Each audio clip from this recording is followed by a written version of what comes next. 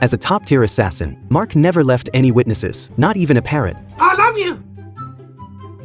But this time, staring at the parrot in front of him, Mark let it live. For the first time ever, he wanted to take it home as a pet, but the moment he stepped onto the street, he instantly regretted it. That wasn't me. I love you, Victor Maynard!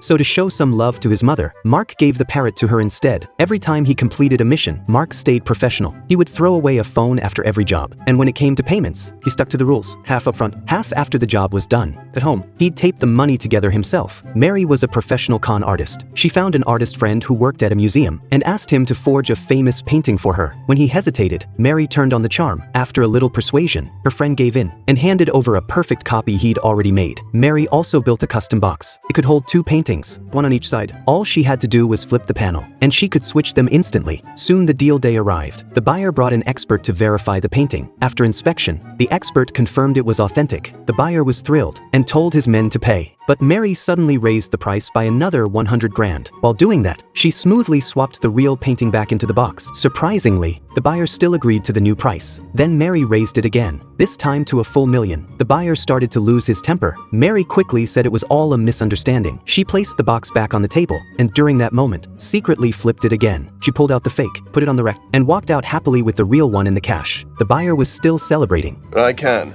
Got a nose for this kind of thing. Huh? On your...